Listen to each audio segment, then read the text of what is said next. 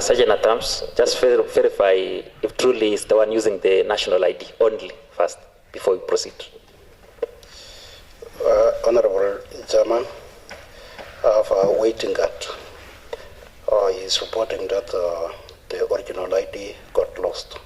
So he has just applied for a replacement. Thank you. Allow the nominee to have a seat.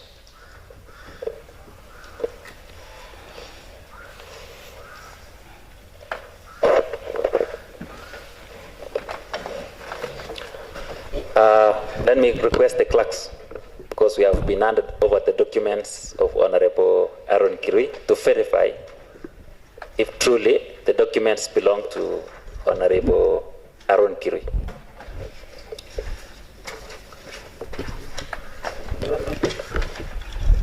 And I would want to request the Secretary to confirm the following documents, if they are in our possession, that belongs to Honorable Aaron Kirui. One, compliance certificate from Kenya Revenue Authority. Secondly, clearance certificate from Higher Education Loans Board. Clearance certificate from Ethics and Anti-Corruption Commission, EACC. Certificate of good conduct from the Criminal Investigation Department, CID. Clearance from respective professional bodies. Clearance certificate from Credit Reference Bureau. Accreditation from Commission of University for, if applicable. Thank you.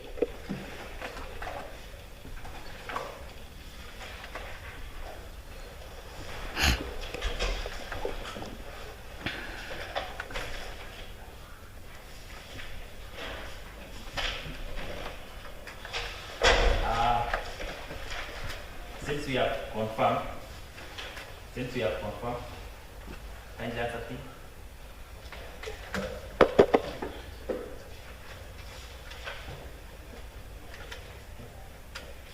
Answer please.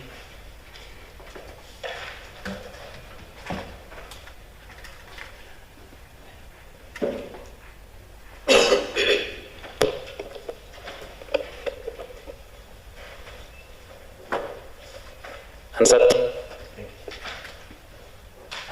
Since we have confirmed that truly the nominee is in our presence, truly Honorable Aaron, the committee can now proceed. In such an attempt, let me have your attention. Having the nominee text is what?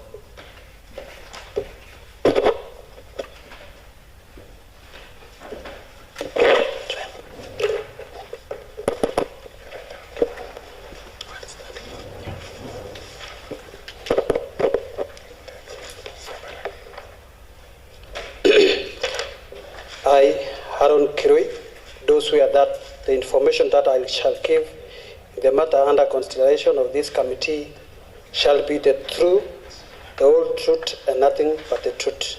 So help me God. thank you.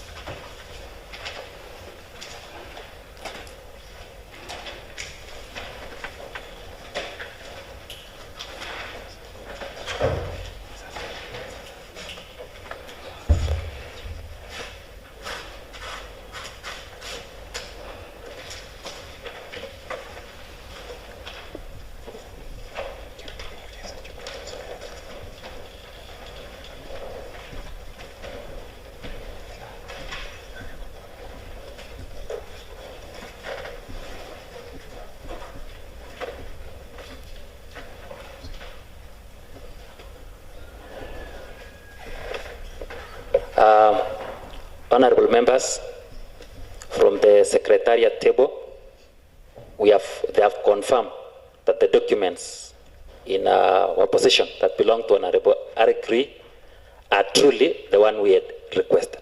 Thank you. Before we proceed, let the nominee also has the pleasure to know ourselves by way of introduction. We can begin with Honorable Felod. Thank you.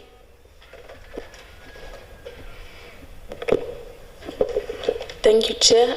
My name is Chepkiri Felodi, a member to the committee. Thank you, Chair. My name is Evelyn Sang, a member.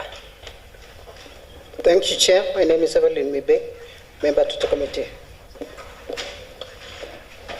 Okay, thank you, Chair. I am Olivia Koskei, Vice Chair to the committee. Thank you, Chair. Allow me to welcome the nominee. My name is Roslyn Tipto, a friend to the committee. Nominee, you're welcome. My name is Honorable Bernard Rotich. I'm the Chair, Labor and Public Service. You're welcome. Let me also give the opportunity to the Secretary to introduce themselves. Thank you. Thank you, Chair. My name is Jessica Rotich. I'm the clerk of this committee. Sure, thank you. I'm Nemai Lele, Secretary to this committee. Thank you. Thank you, Chair. My name is... Thank you, Chair. My name is Kenneth Lange, Legal Counsel attached to the committee.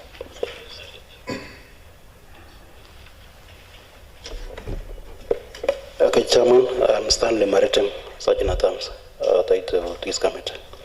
Okay, my name is Timothy Korir. I am from Research Department, attached to this committee. Kindly Titus, reintroduce yourself. Thank you. Thank you once again, Chair. I'm Rono Titus, Secretariat. Thank you.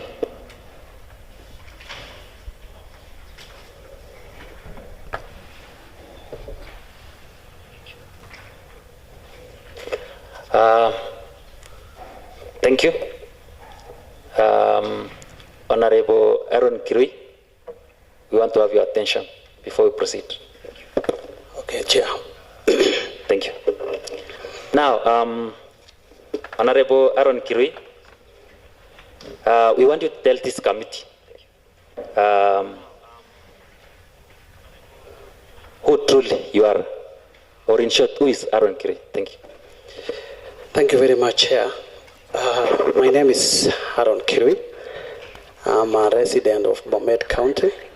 I come from Bomet Central, Silibwe Township Ward, sub-location called Kapsimoto. I'm a family man. I'm married and with children. And I'm a Christian, born again Christian. And I know most of the members knows me. I'm the immediate former MCA for Township Ward. And I can say that is all about myself. I'm a career person. I've gone through several education levels, several work experience. I have vast experience in both public and private sector, and I can say I'm a person that has gone through several trainings and several experiences, several workplaces. I've interacted with so many people. I'm a social person, and I've done much even to the county and to the country in terms of several places where I've worked, and I've contributed much to the development of this country and the county. Thank you. Thank you, Honorable Aaron Kirui. From what you have said, it shows you have your experience. You have also received various trainings. apart from what is in the what you have submitted to us, what skills will you bring to this office you have been nominated to? Apart from trainings you have said, apart from experience you have, what other skills? Thank you very much, Chair. First of all, I'm very grateful for the appointment, the nomination to this position of the Chief Officer Public Service. And I want to say I have vast experience and skills. One, I've gone through the schools and the various education levels where I've gained experiences in schools. Secondly, having been in this house, this very honorable house, we've been taken through very rigorous and very elaborate trainings. I remember when we came in 2017, we took almost a year being taken through trainings on policy making, trainings on several issues that will really impact the county. The Assembly invested a lot of money in us, the legislature, in training us about policy. So that office, of course, one of the things that I'm supposed to do is about implementing the policies and also developing some policies that will guide the process of running the office of public service. There are so many policies that need to be developed. So the trainings that I got in this house for 5 years alone is enough to take me through my work. I've said I've worked in private and public sector. Myself, I started working for Tenwo Sacco for 2 years. Then I went to the hospital, finance department, Tenwo Hospital, where I worked for 6 years. That is a very, very, very elaborate process where you interact with a lot of work physically. And after that, I came to this house in 2017. Then that is now joining the county government, both the legislative and the executive arm. I started with the legislative arm, this honorable house. After 5 years, I went back again to the executive, where I've been working as the economic advisor to the governor for 2 years. So I know both the legislature and the other executive. That is what I can say will help me in bringing the necessary inputs in that department. Thank you. Thank you, nominee. Let me also give, it's my pleasure to also give my fellow colleagues, the honorable members, a chance to also ask questions. And I can begin with my honorable vice chair for this committee. Thank you. Okay, thank you, Chair.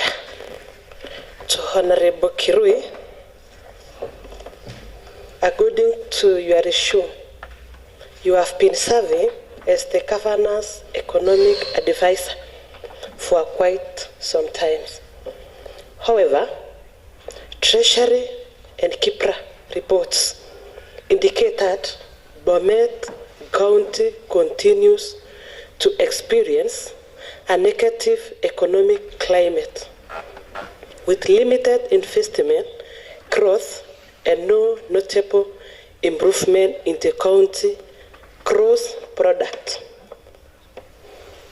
Could this situation be prejudicial to your suitability for improvement?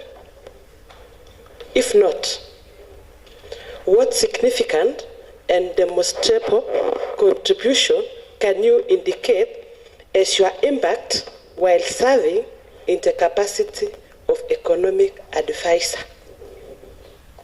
Thank you.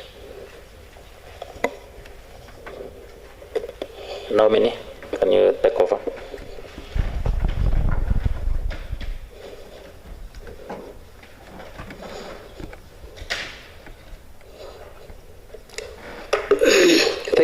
much, Vice Chair. Through the Chair, I've been the economic advisor of the Governor, for sure, for that period of time, and you've talked about the declining economic growth.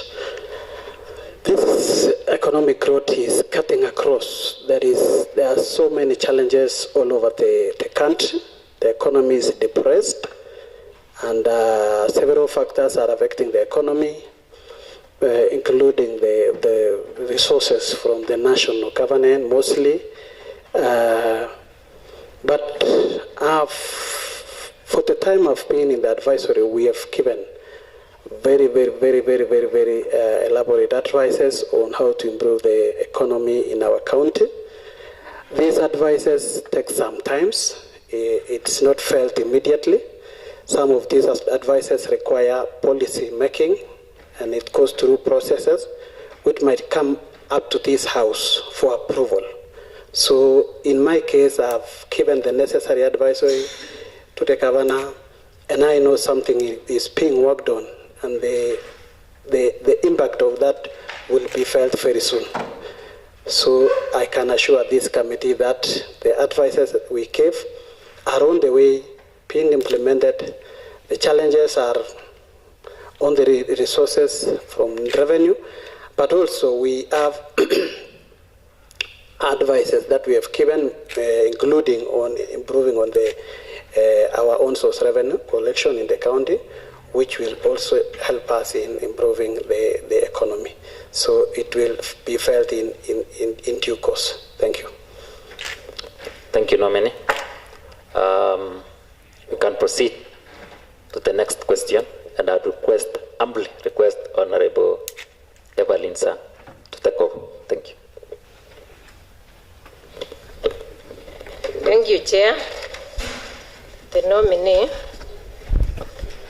kindly differentiate the mandate of the Chief Officer for Public Service and that of the County Secretary.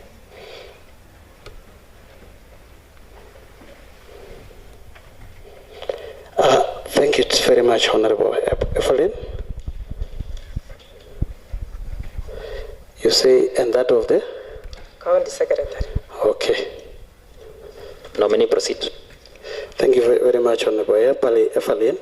Chair, I want to say that my mandate as the Chief Officer is the administration, the day-to-day operations of the office.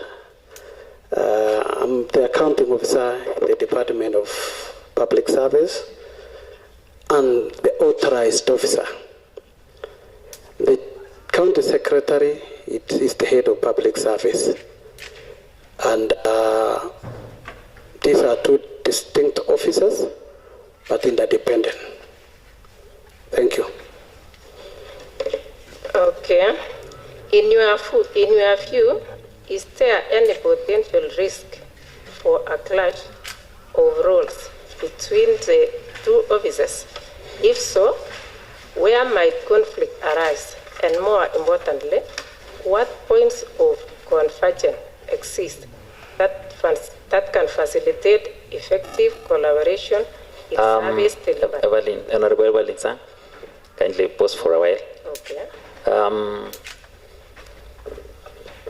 Let me request the nominee. There is a very crucial question that Honorable Evelyn Sang asked, and though you have answered, it's just maybe you never captured the question very well.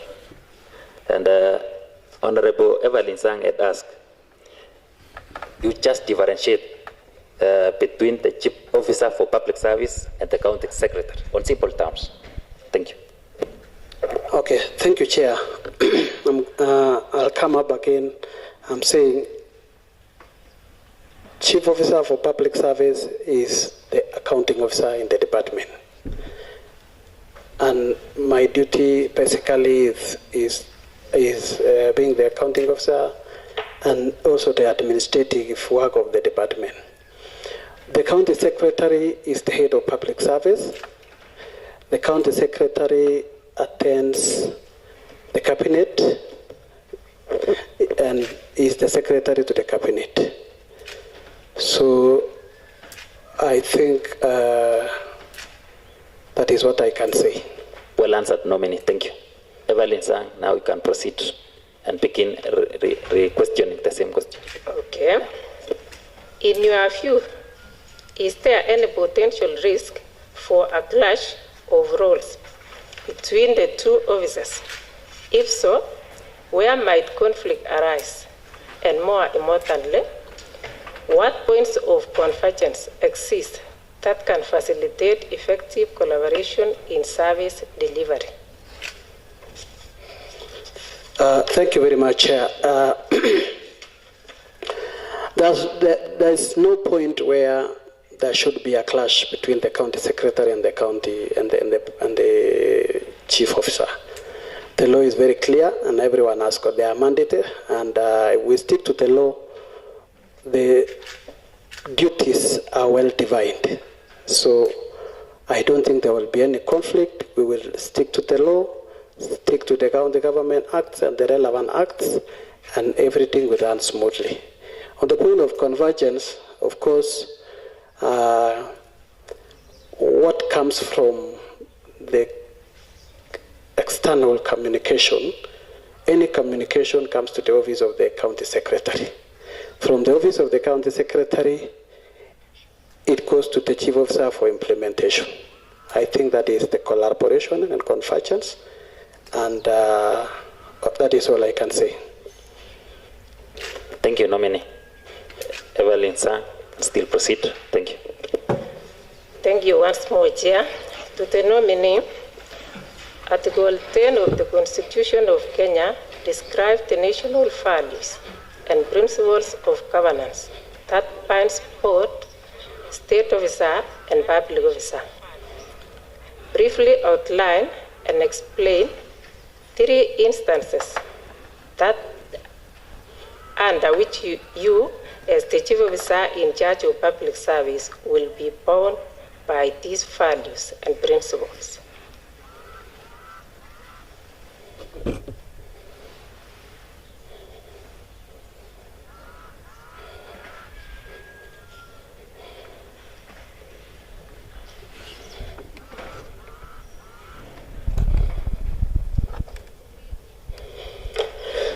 Thank you very much, Chair. The Article 10 is very clear on the principles and values of the public officers. And where I'm coming in, or where I'm bound by as by the honorable member, one is, of course, integrity. Integrity issues are very key to public officer like myself, if appointed by this committee as the Chief Officer Public Service. As much as possible, endeavor to remain integral and maintain integrity. Secondly is the accountability. And being the accounting officer, of course, we should be accountable to the resources and everything taking place in that office. One of the key things that will help me in that is professionally, I'm an accountant, so we will account for every activity, every cent, and every finances in the department. The other one is fairness, dealing with the public. Mostly my duty is on the staff, and I will always be fair when doing any judgmental issues touching on our staff. And I think those are the 3 key principles. Thank you. Thank you, nominee. I now have the singular honor, and I would want to humbly request Honorable Felody to proceed to the next question. Thank you. Thank you, Chair. I'll also want to congratulate the nominee for the nomination and go ahead to ask a question that the county has already exceeded the 35% threshold on salaries and wages, as prescribed by the Public Finance Management BFM Act 2012. In the financial year 2022-2023, the Auditor General's report indicates that the county government's wage bill is 44%, which is 9% over and above the allowable limit of 35%. This in effect affects other government programs and service delivery. If approved, what will you do as the Chief Officer to address the anomaly of huge wage bill? Thank you. Thank you. Thank you very much, Honorable Felody. Chair, it's true, BFM Act is very clear that PE should not exceed 35% of the total budget. As it is, the county government of Bomet is at 44% as per that report from the Auditor General, which is way above the threshold. I can say we will look for ways of making sure that we balance. And one of the things, because it's already too high, is to improve on the own source revenue. Currently, and if I remember very well, I was the chair budget committee. We were talking about our collection is still less than 300 million as a county government, but Bomet County has the potential of collecting 1 billion and above compared to other counties around, which we are sitting in the same geographical areas. We can manage 1 billion in a year if measures are put in place and these leakages are sealed and the collections are well managed. We are able to collect 1 billion. And the only way is to improve on our collection, which will break down the percentage of the total percentage. It will break down if we improve. Otherwise, I want to say it has been a challenge. While I was the chair budget, we tried so much to fight these issues, balancing between which was already passing. People are supposed to be employed here. There is shortages of staff all over. Here is the wage bill. It was challenging balancing, but the only way is to improve on revenue. Okay, secondly, considering the two scenarios, what policy interventions should be put in place by the county government to restore the fiscal discipline? Come on, okay. Considering the two scenarios, what policy interventions should be put in place by the county government to restore fiscal discipline?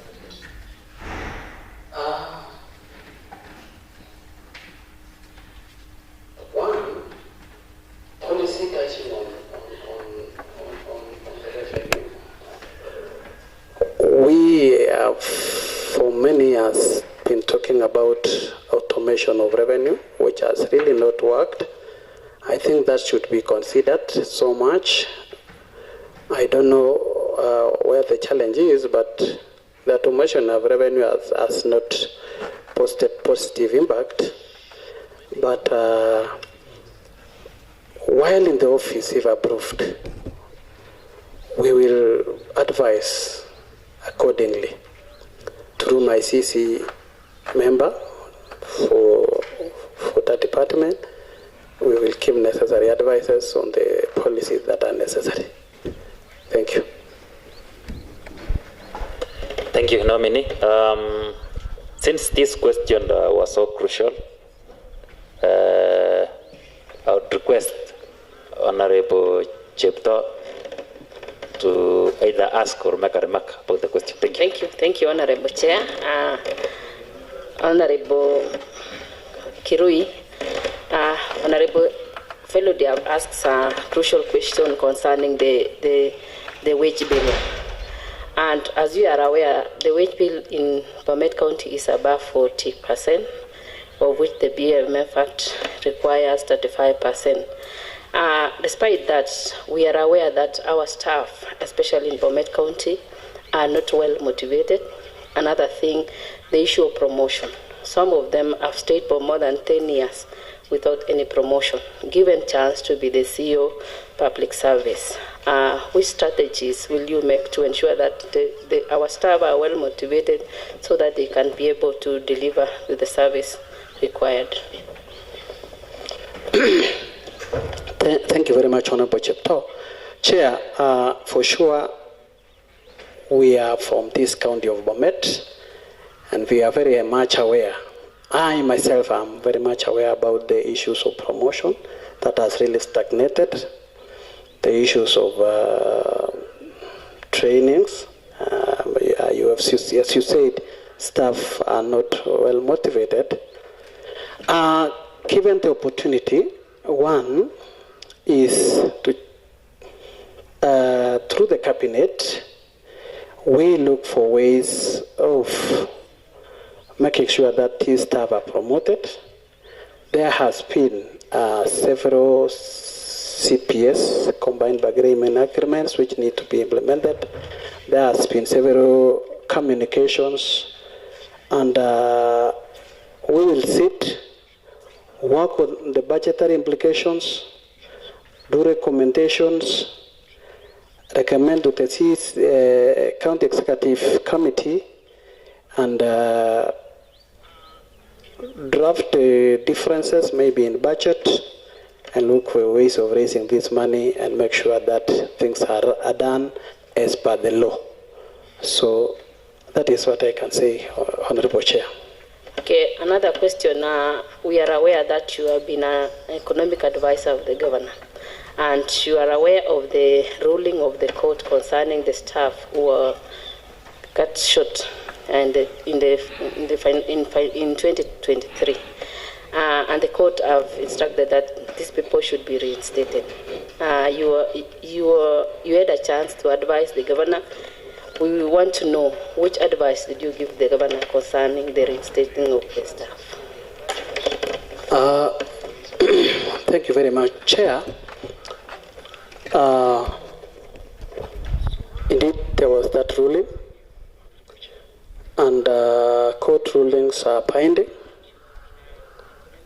and should be implemented. There is the balancing between the court ruling, the budgetary implications, and I must say, what the advice I can give on that is we have to comply with the court rulings.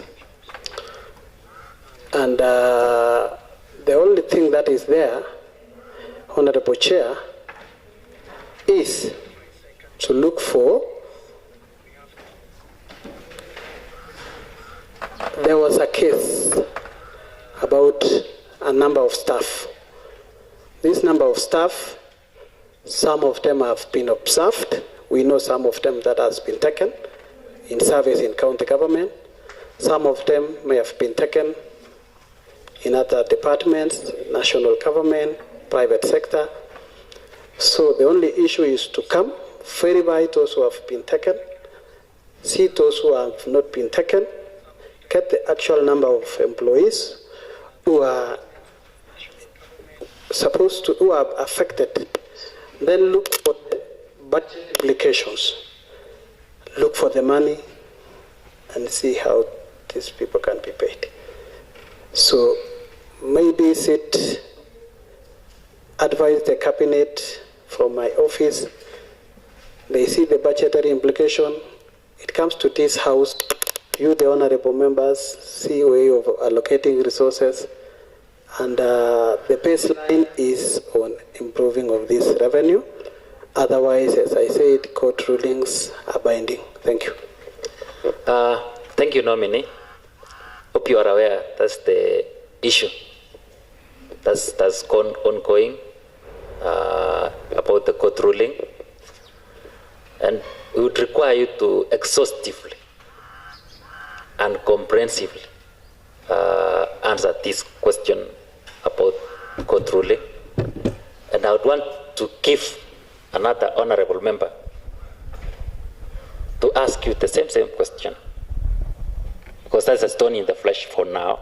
It's about the public interest. It's my singular honor, the nominee, that I give this chance to Honorable Evelyn Mibe to ask the same question. You can proceed, Honorable Evelyn Mibe. Thank you. Thank you, Honorable Chair. Allow me also to congratulate the nominee for being nominated as Chief Officer in charge of Public Service. Honorable nominee,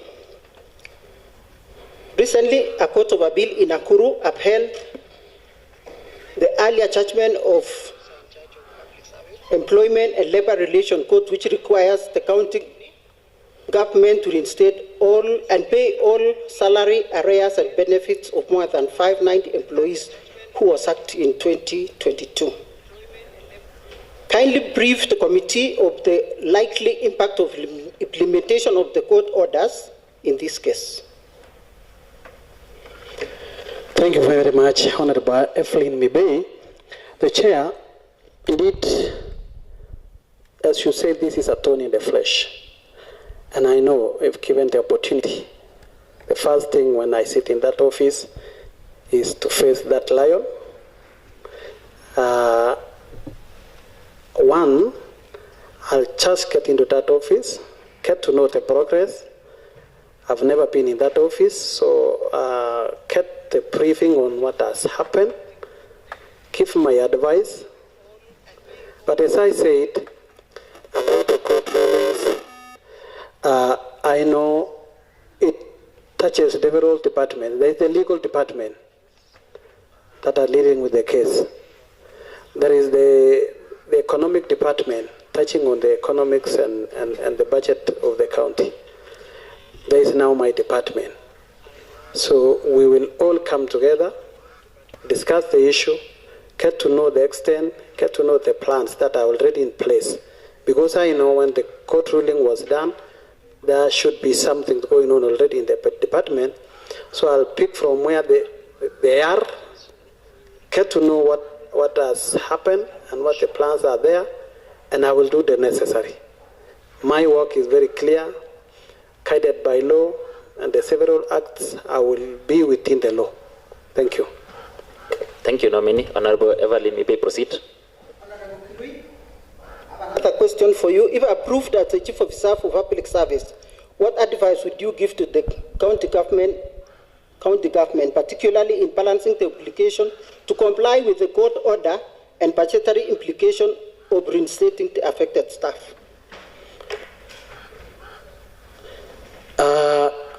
The advice, the first step is to see the budgetary implications,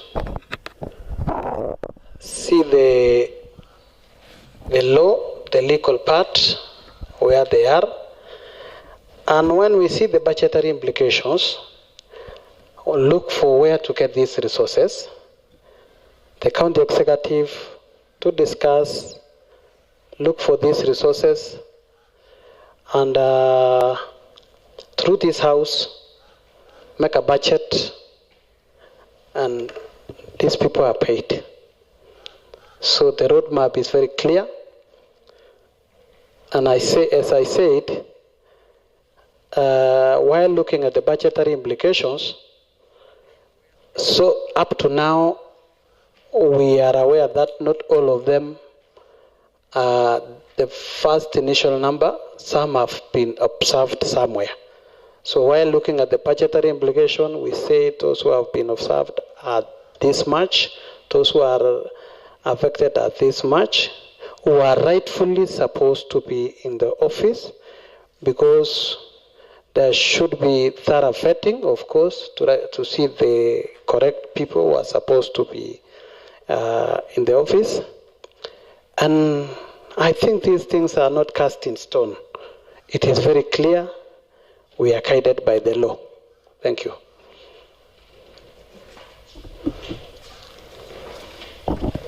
Thank you, nominee.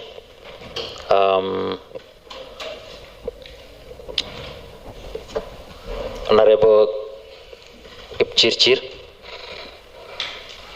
yes, can you proceed on the next question? Thank you. Thank you, Honorable Chair, and I want to apologize first for coming late, and secondly to congratulate my good friend Honorable Haron for the appointment. I've listened to fellow colleagues ask questions. So I was a bit worried because some questions looks like we are interviewing the nominee for the position of CEC, because some questions are policy. But because you've been in this house, you are supposed to be well acquainted with some of them. I personally have a concern with the Article 51, 52 to 57 of the County Governments Act. That is the section that creates the county public service. In that document, the office of the county secretary is mentioned 4 times, and that is where there is introduction of the County Public Service Board, which is supposed to work in lieu of the County Public Service. So the County Public Service Board is a creation of the County Public Service.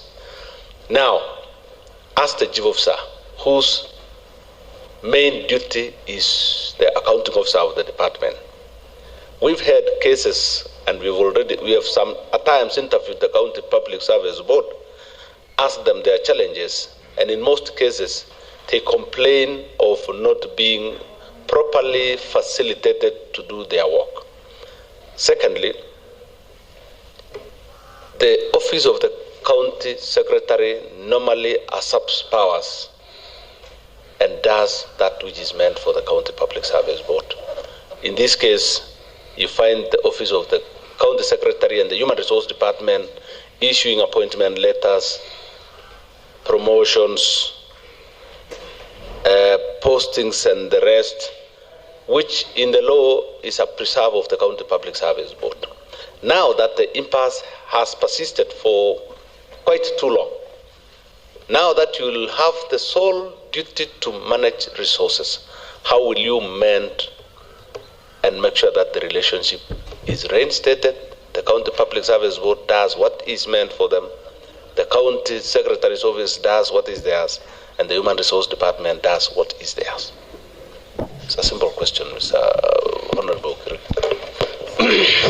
Thank you very much, Honorable Kipchirchir. I want to try as much as possible. One is to say that the mandate of every office is well stated and very clear. The duty of the County Public Service Board is to employ. The duty of the County Public Service Board after employing is also to do promotion. They are also mandated to discipline staff. And the County Secretary is the head of public service.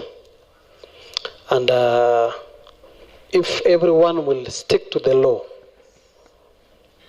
there will be no complaints, the way you said, that the County Public Service Board are complaining that their powers are being usurped by the County Secretary. And the functions also of the Chief Officer of Public Service is very clear, and I said, if approved by this committee, I will sit in that office and strictly follow the law and the rules. And if that is done, all other things will go smoothly. I will do what I'm supposed to do. Necessary duties of a county chief officer for public service. These officers also are interdependent. As soon as the county's public service bring their work, it goes through the office of the county secretary, then to the office of the county chief officer for implementation. So I think if we stick to the law, I'll try as much as possible to do what I'm supposed to do, and maybe the mess will be cleared. Thank you. Honorable Kirui, let me ask you more plainly. When you say you will stick to the law, that is implicit. I want us to be more outright. The County Public Service Board have had their budgets approved here. But when it comes to implementation of the budget, sometimes we ask them that we allocated some money for you to construct an office block. What happened? The office of the chief officer did not, willingly or unwillingly, I don't know, procure for services for them because they do not have, remember the chief officer, the Public Service Board rely on or depend on is you if approved. Now that we will give them a budget, or we already have given them a budget, kindly confirm to us that as a chief officer you will, without fear, give them what is due for them. I want that to be a bit plain because they may have the budget. The chief officer does not initiate the processes of them using the same budget, and finally their work is jeopardized. Thank you very much. Chair, as an accounting officer, my duty is to make sure that what is happening in the department, I'm accountable, and I can account even the financial resource to the last cent. For sure, I said when I started that I was in this house and I was the chair for budget. We had instances where we could approve a budget here. Maybe it goes there. Maybe at times it's not implemented to the letter. So the experience that I got here and how we used to do will help me in making sure that the approved budget is ticked and is implemented to the letter. So I can assure this committee that the budget for Public Service Board will be their budget. The budget in the department, I will make sure that as much as possible is implemented. The challenge is on the cash flow, which there are so many balancing. Maybe the resources coming from national government does not come in full. That could be some of the challenges that are coming, but we will implement the budget in pro rata, meaning if less resources comes, let us share these resources across in a pro rata basis. You don't keep the other programs, all of them, at the expense of the other programs. Thank you. Honorable Chair, allow me to ask one more so that I can proceed. Thank you, Honorable Kirui. Pro rata, not quid pro quo. Anyway, that is in order. Let me now come to a personal experience. Immediately before I was elected also, I served as a staff in the county government, and there is this issue that I am not sure whether it's still persistent, the delays in salary. Honorable Kirui,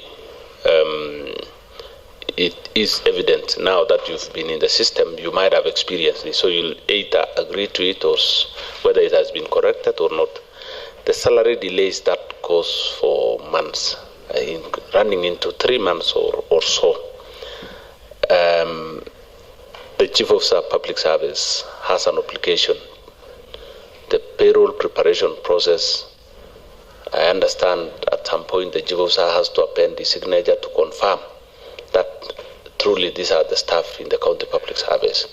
This, in most cases, has occasioned the delay in the preparation of the payroll that subsequently caused to the delay in processing of salaries and therefore eroding the morale of staff. You know, you go for 3 months without pay, the landlord is here, the students and the pupils going to school, and the general well-being of the society. Now, if we consider the governor's appointment and approves it and gives you the opportunity to serve as the Chief Officer of Public Service, kindly tell us your intervention. How will you come in between this thing and make sure that salaries are paid promptly, or even if it's not very prompt, it should not be so long? Please tell us something about that, because it's really a challenge. Thank you very much, Honorable Kipchirchir. Chair, I know it's true that we have had challenges of delayed salaries. However, it's cutting across. You consider other counties, some of them also cause for some months without salary. One could be occasioned by the cash flow. But if there are issues which are man-made, for instance, where somebody in the department is delaying in maybe giving the necessary documents, if approved as the chief officer, my duty will be dealing with the staff, and I will make sure that the staff are seriously doing their work. No one should sleep on the job. That payrolls are prepared in time, the necessary reports are submitted to necessitate the processing of money. I know the Treasury requires some documents before they release funds. So could be there are some people who are sleeping on their jobs, and in the long run, the requisite documents get to where they're supposed to go when it's late, and when the priorities are made, maybe that could be reason making the delays. So my duty will be making sure that every staff are very effective and efficient in their work. Thank you. Thank you so much, Honorable Chair. Finally, I've told you that I served in the county public service immediately before I was elected. I'm also informed that you served here before you want to serve on the other side. So now that the President has signed into law the Conflict of Interest Act 2025, Honorable Kirui, someone using the proverbial donkey, which is used to smearing itself with ashes in the rudimentary houses. Now that how will you transition from being a politician to becoming a public servant who is required to coherently become completely apolitical and make sure that there is no conflict of interest, or you're going to use your position to cement your political influence in the ground? Please tell us how you will balance the two, whether you will transition completely or there will be conflicting interest while serving as a public servant and still cementing your political influence in the ground. I'm speaking this one because you are the immediate member of County Assembly for Silibwe Township 1. Please tell us. Thank you very much, Honorable Kipchirchir, for that very, very pertinent question. Honorable Chair, it is true, I'm the immediate former MCA. I'm a politician, but a very professional politician, where when there is change of guard, I perfectly well fit into the other shoes. For instance, when I was appointed as the economic advisor, let me start with when I was the business development officer. I worked in the Department of Cooperatives. And at some point, when it was approaching the elections for 2027, I showed interest in politics, and I was able to manage my duties and politics until the time when politics was open for politicking. When I went to politics, I became a politician and did my work very well in this honorable house. And I was taken back after I did not come back as a member of County Assembly to become the economic advisor.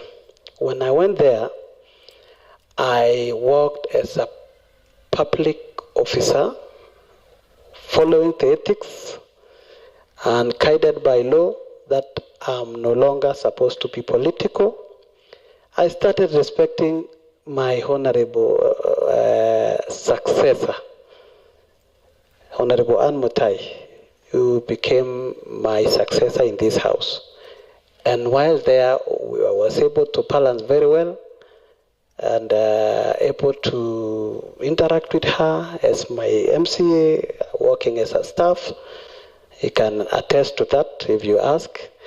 And again, if approved as the chief officer, I already know that I'm no longer supposed to be doing politics. I'm supposed to be apolitical.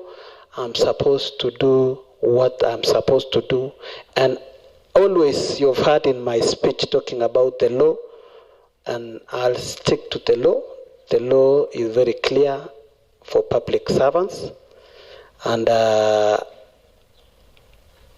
acts, several acts of parliament, acts of county assembly, county government acts, that will be my guiding principle. Those are the tools that will guide me, and I can tell this house that it was time to do politics, it was politics. When it is now time to do office work, I perfectly do that. I said I've worked in both private and public sector. I know. I started working, I told you, in Tenwek Mission Hospital. That is a mission hospital where policies are very strict, rules are very strict, and I was able to camouflage and I was able to work there perfectly well until I was promoted to be in charge of a department in finance. When I come here, I do politics. When I go public, I do public. So I'm a seasoned professional politician. I'm now entering into a territory of working apolitical and working for the county government. I will perfectly adhere to the rule of law. Thank you. Thank you, nominee.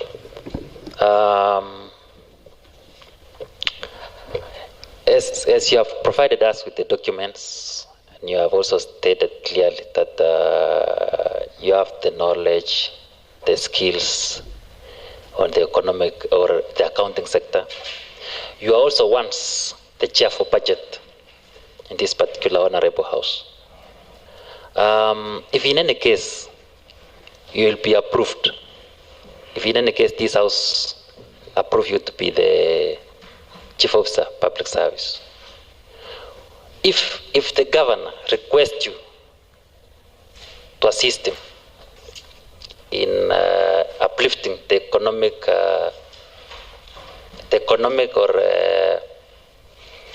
way of improving the financial status of this particular county, maybe in terms of revenue, would you be able to assist this county apart from working as the chief officer of public service? Yeah, thank you very much, Chair. I know as a chief officer, it is very clear in the constitution that the governor can assign you any duty, any department, of course.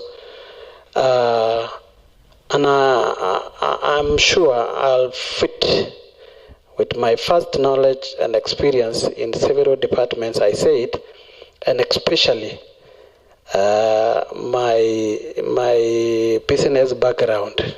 I told you I'm a graduate of business administration of Kenya Methodist University, and I have a CPA. Those are profession which you fit into any department, especially what you asked about improving the economy. I will be able to advise the governor very well on ways of improving revenue in this county. There are so many ways of improving revenue until we hit the 1 billion mark. Unlike currently where we are at, we are less than 300 million, we can always advise the governor. And now that I'll be in the implementing, you see, when I was the chair budget, it was just proposal and oversighting the CEC. Now I'm going back to the implementing agent. we will be able to help the governor implement some of these things. Thank you, nominee. Let me still give another chance to Honorable Chirchir. Thank you. Proceed. Honorable Chair, I see the Honorable nominee conflicting himself, advising the governor using which instrument, because the chief officer's duty is to implement the cabinet decision. You don't sit in the cabinet. Where will you meet with the governor? Which instrument will you use to advise him?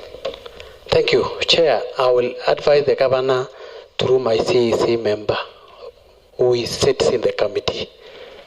So I'll give technical advice to the CEC who will take the matter to the cabinet. Thank you. Thank you. Any other honorable member who has a question? Because we are finalizing. Through our Facebook page, we are live, and I have not seen any question that the public would want to be answered. Therefore, I proceed to give the nominee to make his final or last remarks before we close the business of the day. Thank you. Thank you very much, Honorable Chair. I want to really appreciate this committee for the interaction.